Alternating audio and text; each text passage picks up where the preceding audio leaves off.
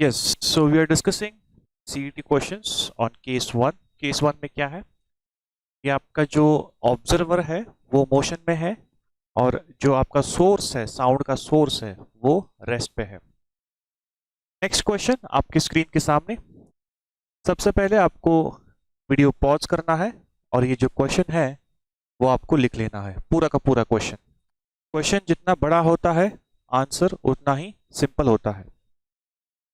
So I hope आपने ये video pause किया होगा और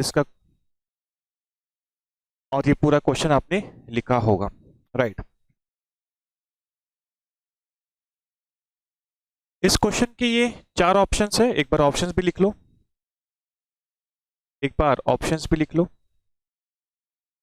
नाउ ये क्वेश्चन 2 बार पूछा था. एक बार पूछा था CET 2017 2017. जब 2017 में ये क्वेश्चन पूछा था तो उसके ये 4 ऑप्शंस थे और वापस पूछा था इन ईयर 2020. वापस पूछा था इन द ईयर 2020. तब उसके ऑप्शंस ये थे. यस, सो 2020 में पूछा था, 2022 में भी पूछा था. मतलब ये क्वेश्चन कुल 3 बार पूछा है सीईटी में. 2 बार ऐसे ऑप्शंस के साथ जो आपके स्क्रीन पे है, ऐसे ऑप्शन के साथ 2022 में और 2022 में पूछा था. तो आपको दोनों ऑप्शंस लिखने हैं. और 2017 में ये ऑप्शंस आए थे. क्वेश्चन तो वही था. ऑप्शंस लिखने का तरीका, फाइनल आंसर लिखने का तरीका उन्होंने चेंज किया था. मैं आपको बताऊंगा 2017 के हिसाब से आंसर क्या आएगा. आपको 2020 और 2022 के ऑप्शंस के हिसाब से आपको लिखना पड़ेगा, राइट. चलो लेट अस सी क्वेश्चन क्या है. Yes, the observer is moving. Observer motion में है with velocity v not. So observer की वेलोसिटी कितनी है? v not. And it is moving. Now observer जा रहा है सोर्स के पास या ऑब्जर्वर सोर्स से दूर जा रहा है, वो देखना है हमको. With the velocity v not towards the stationary source. So ये जो ऑब्जर्वर है वो v नॉट वेलोसिटी के साथ टूवर्ड्स लिखा है यहाँ पे. टूवर्ड्स मतलब ये सोर्स के पास जा रहा है. सोर्स के पास जा रहा है. सोर्स के पास जाएगा तो एपरेंट फ्रीक्वेंसी बढ़ेगी. Sign plus.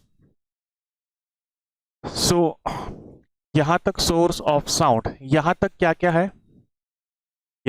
क्या है वो हम देखेंगे.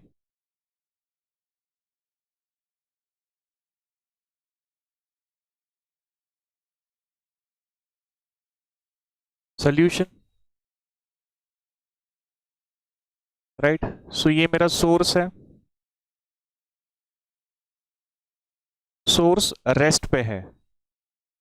सोर्स मतलब जहां से साउंड बाहर आ रहा है वो, राइट. और ये है ऑब्जर्वर. ये क्या है? ऑब्जर्वर. यस. क्या क्या दिया है? The observer is moving with velocity v not. Observer is moving with velocity v not. So v not क्या होता है? Velocity of observer. Velocity of observer. Observer motion में है तो उसकी वेलोसिटी होगी. सो v नॉट क्या दिया है? v नॉट को वो बोलते हैं v नॉट ही लिखो, ठीक है. So velocity of observer is v not. The observer is moving with velocity v naught towards the stationary source. Towards the source मतलब ये इसके पास जा रहा है, ठीक है, right. And then after crossing moves away from the source. वो हो जाएगा सेकेंड केस. मतलब ये इसके पास जा रहा है और बाद में क्या होगा, ऑब्जर्वर यहाँ आएगा और यहाँ से आगे जाएगा, मतलब तब क्या होगा, तब ये ऑब्जर्वर दूर जा रहा है सोर्स की, राइट। वो केस ठीक है, यहीं पे कर देंगे, फिर यहीं पे कर देंगे।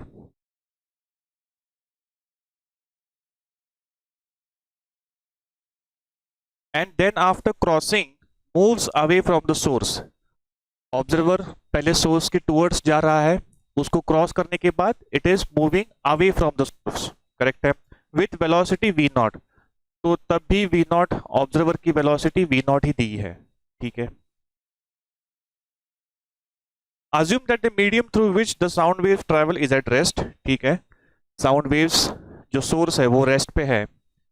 If v is the velocity of sound, yes, sound की वेलोसिटी क्या दिया है, साउंड की वेलोसिटी दी है v, v क्या है, velocity of sound, velocity of sound, and n is the frequency emitted by the source, very important। Source, ये जो सोर्स है, सोर्स में से साउंड आ रहा है बाहर, राइट, सोर्स से क्या आता है, साउंड बाहर आता है, उसकी फ्रीक्वेंसी हम लिखते हैं ना एफ एस, एफ एस लिखते हैं ना, frequency of source, frequency of source. तो फ्रीक्वेंसी ऑफ सोर्स अगर आप क्वेश्चन पढ़ोगे, and N is the frequency emitted by the source, so F S कितना है, एफ एस की वैल्यू एन दिया है, एन, एफ एस की वैल्यू एन दिया है, and N is the frequency emitted by the source, then the difference between apparent frequencies heard by the observer is, मतलब is asking, जब observer towards the source जा रहा था तब कुछ तो apparent frequency आएगी एफ नॉट, और उसके बाद सोर्स को क्रॉस करेगा और सोर्स से दूर जाएगा, तब एक apparent frequency आएगी, हम उसको बोलेंगे एफ, एफ नॉट डैश। तो दोनों में डिफरेंस कितना है, दोनों में डिफरेंस कितना है, वेरी इजी, एफ नॉट निकालो, राइट। एपरेंट फ्रीक्वेंसी इस कंडीशन के लिए जब ये ऑब्जर्वर टुवर्ड्स द सोर्स जा रहा है, मतलब फ्रीक्वेंसी बढ़ेगी, sign plus, very good. Next F not dash निकालना है, एफ नॉट डैश निकालना है, तब ये ऑब्जर्वर सोर्स से दूर जा रहा होगा, मतलब फ्रीक्वेंसी कम होगी, फ्रीक्वेंसी कम होगी मतलब साइन नेगेटिव होगा, साइन नेगेटिव होगा।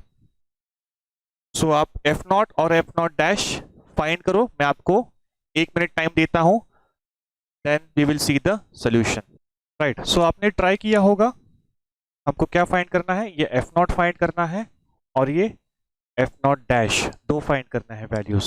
सबसे पहले केस एफ नॉट फाइंड करेंगे जब observer is moving towards the source, पहला कंडीशन क्या है, observer is moving towards the source, F not क्या आएगा, हमारे पास फॉर्मूला क्या है, velocity v plus velocity of observer upon velocity into F S, frequency of source, right. तो F not will be velocity of sound, उसने v ही बोला है, सो v ही रहेगा। Velocity of observer, velocity of observer v not हम लेते हैं, v नॉट उसने भी v नॉट ही बोला है, upon v। Frequency of sound या फिर सोर्स की frequency, frequency of sound fs, उसने लिखा है fs is equals to n, so fs की जगह क्या आएगा, n आएगा। सो ये है आपका एफ नॉट की वैल्यू, बीच में प्लस क्यों आया है, because the observer is in motion and it is going towards the source, तो प्लस। सो ये आया when observer is going towards the source, बाद में ये क्या होगा, ये सोर्स को क्रॉस करेगा और आगे बढ़ेगा, तब हम बोलेंगे apparent frequencies F not dash, formula same v, लेकिन अब ये ऑब्जर्वर दूर जा रहा है सोर्स से, सो v प्लस नहीं आएगा, minus v not upon v into fs. Again we have to put the values. So f naught dash will be v is v minus velocity of observer v naught upon v. Frequency of source he is saying n है, so n. So f naught dash की value ये आएगी. उसने पूछा है the difference between apparent frequencies heard by the observer. So आपको क्या करना है, apparent frequency एक f naught आई है, एक आई है f naught dash. So difference पूछा है, so f naught minus f naught dash, ये आएगा आपका answer. So we will put the values. f naught क्या है, v plus v naught upon v into n minus bracket में v minus v naught upon v into n. Brackets put करने बहुत important है. Brackets नहीं put करोगे तो sign change हो जाएगी और आपका आंसर गलत आ जाएगा. सो मेक श्योर आप ब्रैकेट पुट करते हो अच्छे से. We will solve this bracket. ये n न्यूमरेटर में है तो मल्टीप्लाई होगा v इंटू n. ये v multiplied by this n, so v into n plus ये v naught also multiplied by n and divided by v, ये भी divided by v, ये divided by v minus v into n. ये minus ये है, ये वाला minus है. v इंटू n, ये ब्रैकेट में पुट करेंगे. So v into n upon v minus v naught into n upon v. Left hand side no change, v into n upon v plus v naught into n upon v minus into this, so minus v n upon v. This minus minus minus plus v naught n upon v. तो क्या क्या cancel होता है, ये minus v plus we N upon V और minus V N upon V cancel.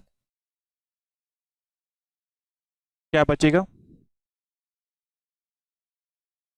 Plus V not upon N, sorry plus V not N upon V और ये plus V not N upon V. So दो बार है, so क्या आएगा, 2 times V not N upon V, 2 times plus V not N upon V plus V not N upon E. So क्या आएगा, 2 times V not N upon we. Just check कौन सा option है ये.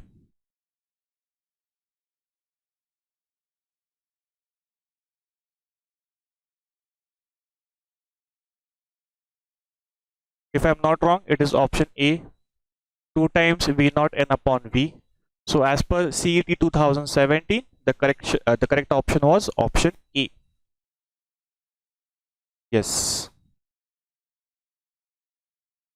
CET 2022 और CET 2020 ये options आपके सामने हैं. सेम क्वेश्चन है, ऑप्शंस थोड़े अलग फ्रेम हुए हैं, राइट. सो आपको ये क्वेश्चन सॉल्व करना है विथ दिस ऑप्शंस, ये आपको वर्क है, राइट. सो ये था question on case 1. Let us see next question in next lecture. Thank you very much.